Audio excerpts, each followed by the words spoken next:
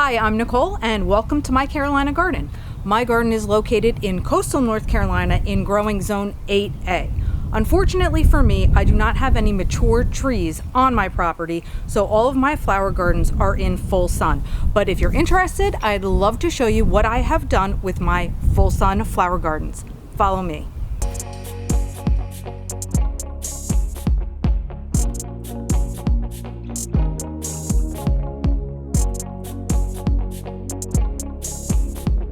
So right now I have you in my front yard, and this particular flower bed I like to call my Magnolia Peninsula. And that's because I have a large magnolia tree that I've planted off to one side, and then my peninsula basically juts out from my fence line. So I'm taking you to the most gorgeous spot currently in this flower bed. And that's because I have three vibrant colors right here. This yellow evening primrose, which is a perennial, which is a beautifully spreading flower. This is one of the things, ooh, and I'm gonna get that Japanese beetle as soon as I'm done talking to you. Then I have this purple balloon flower. Right away, the yellow and purple to me are awesome because they're complementary colors. But then, my most favorite piece right here is my purplish pinkish echinacea coneflower. The combination of these bright, vibrant colors together is just my favorite. So starting at the very edge of my peninsula here, the first thing I want to point out is this golden variegated yucca. I love this yucca for two reasons. One, the golden color stays exactly like this all year through. Number two, the texture of the leaves are super cool because not everything is just sharp and spiky like that, so I love adding that in there for that extra texture. This right here is a crepe myrtle. This is a tree slash shrub, depending on how you actually cut it. It is going to bloom with pink flowers, and it will bloom for me all summer long. The next thing I have is kind of tucked in here by this rock, and that is purple salvia. And then next to the salvia, I actually have mums that are obviously not in bloom now because they like the cooler weather fall blooming, but they keep coming back here, so I guess it's a permanent fixture for me, even though I think that the mums would prefer maybe a little less heat or sun. Like I said, my echinacea, so it's the purpley pink coneflowers, which I adore. Right next to them, I have black-eyed Susan. So these are going to be the yellow coneflowers with the black center. Once they start blooming, they're going to be blooming for a super long time. They actually are going to get taller than my echinacea, so I'll have to be careful to make sure that my black-eyed Susans don't take over. Then, of course, I have the orange daylilies in the back. They'll continue to bloom, just some blooms get spent and fall off, and then they'll start again.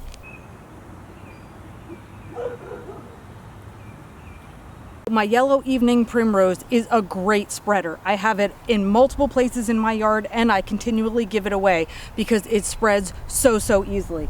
So that is all of this. Another one of my variegated golden yuccas.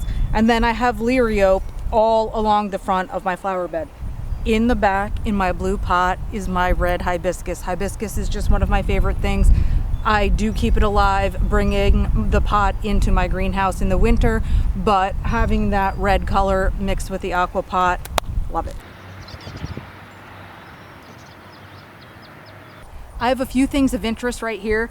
This Heuchera is really awesome because of its colorful foliage. Now, I have dark leaves here and a dark mulch. I think I'm going to get other color combinations of this plant, which the leaves look the same but the colors are different, to add in right here, and I think it's going to make an awesome feature. This is a perennial hibiscus, so it's going to have huge, kind of flattish magenta flowers that are already in bud right now. Once they start blooming, they're going to bloom for me all summer and until I get a frost. Blanket flowers. I have talked about blanket flowers in the past. They love my sandy soil here in coastal North Carolina. You can find them also wild at the beach. These are also tremendous spreaders. So these are another type of flower that I give away continually because they just overrun my garden. They're gorgeous, but they do like to take over. So this little section of my garden I find particularly cute because not only do I have this Dolce wild berry in front of me, so it's got the purple foliage with tiny pink flowers on it, but then I branch out right here to the twilight primrose similar to my yellow evening primrose. So they both have buttercup style flowers on top, but this one obviously is the light pink, light purple color. So twilight primrose, dolce wildberry. This right here is the stone crop sedum. Holy cow, that again is just an easy spreader, and I can put it in the ground and in containers, and it just bushes out, changes from this color green to lime green. So that's the stone crop there. This baby is my purple pincushion. So it's just got a different kind of texture with these leaves and the long stems. So I'm loving putting this right here. And I have two other favorite things to point out in this section right here.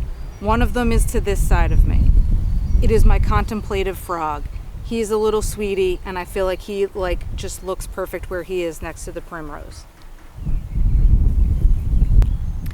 And then lastly, but certainly not least, is this big rock, which very well may be the biggest rock that I have in my landscape.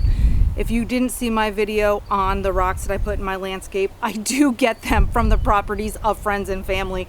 So we truck them in, sometimes have to use heavy machinery, but if you didn't know, rocks are not plentiful in coastal North Carolina. So right next to my pincushion in the back, I have this magenta burgundy dianthus. The dianthus has been blooming since March, so that has been an amazing flower in all of my gardens, and I have a few different varieties of dianthus. It's just been fabulous. And then this baby right here is the double scoop bubblegum echinacea coneflower. So the double scoop has the big pom-pom on top and then the drooping rays. So this one's going to bloom again all summer long, and that's going to be pink blooms, big fat pink blooms. No coastal garden would be complete without having canna lilies. I have multiple varieties of cannas here in my garden. They, oh my goodness, come really close, Jan. Come really close. Up here in this leaf. Look at this baby tree frog. Oh, we're shadowing him. He's totally in shadow. Can you see him?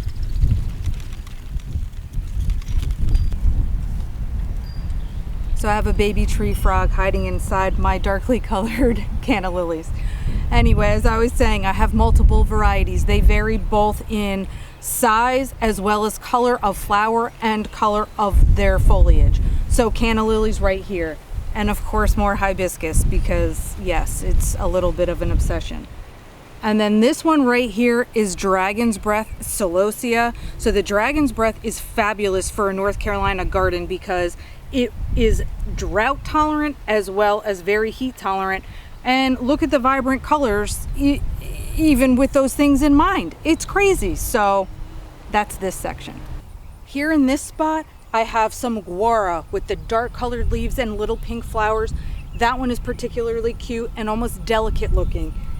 This right here is one of my absolute favorites, the dahlia. This one, I'm gonna have to do a close-up on the variation of colors that's actually in this dahlia. This one I have had for a couple of years.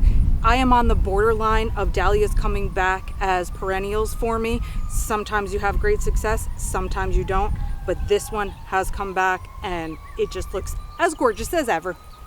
My magnolia tree, which flanks the other side of my peninsula garden, it's huge, but yet I don't get tons of blossoms on it for some reason. I do have one that I will show you on the other side, and it's currently the only blossom I have, but gotta love it.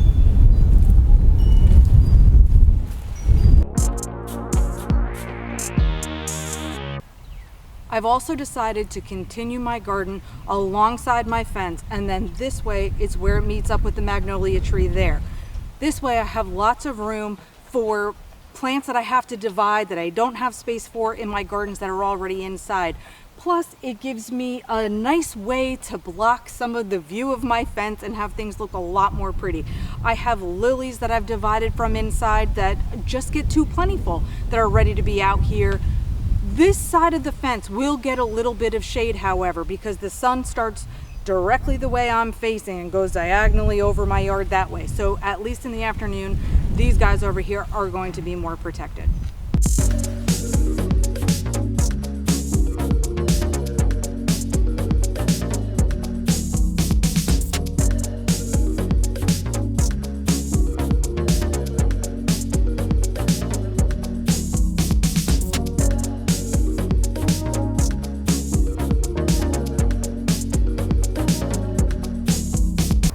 Now I'd like to show you another full sun garden, but this one's in my backyard. Follow me.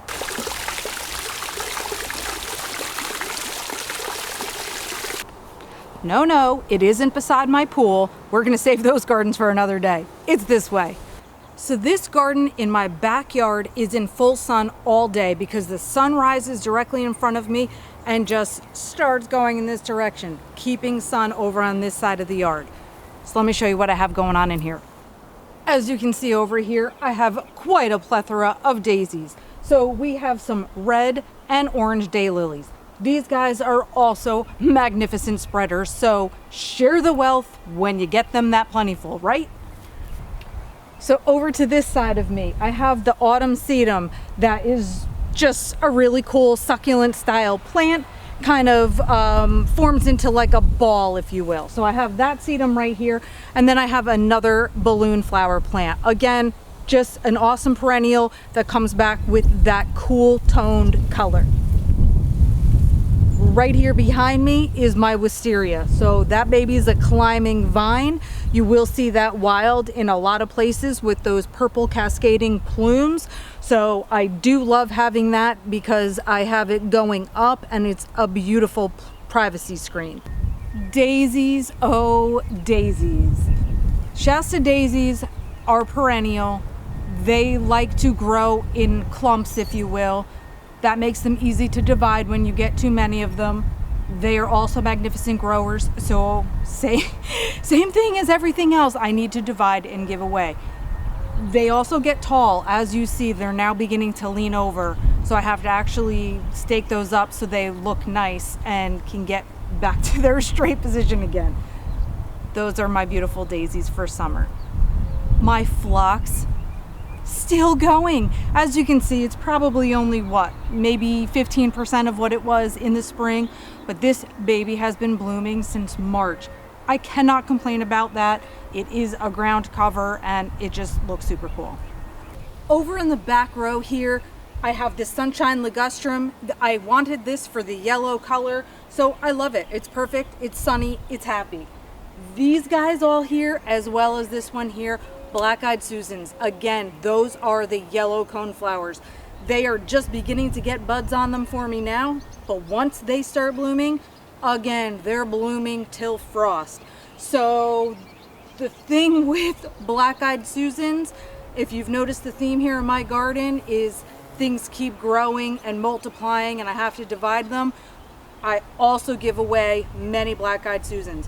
Unfortunately for me, I have many other coneflowers in my garden, but the Black-eyed Susans are the most prolific. I wish the other colors would do the same thing that these guys did, but anyway, here we are. So that's what I'm surrounded by, and it's gonna be lots of happy yellow this summer. My pink Asiatic lily right here, this baby just opened up for me, so I'm so glad you get to see it. I measured it this morning, 32 inches high. So this baby is tall and gorgeous. So that's what I have right here. This is green euonymus that I have. It's growing up my rock. It's a clinging plant. It'll get those feet that want to attach to something. So it could go up a little trellis if you built that, but here I have it going up my rock. And then in the front, closest to you, is another dahlia. Again, so awesome. This baby right here, this whole clump. Can you see this whole clump? This is Montauk daisy. Montauk daisy looks a lot like the white Shasta daisy, but it is a fall bloomer. And this is a mounding perennial, so it's getting 2 to 3 feet wide, and it's quite tall as well.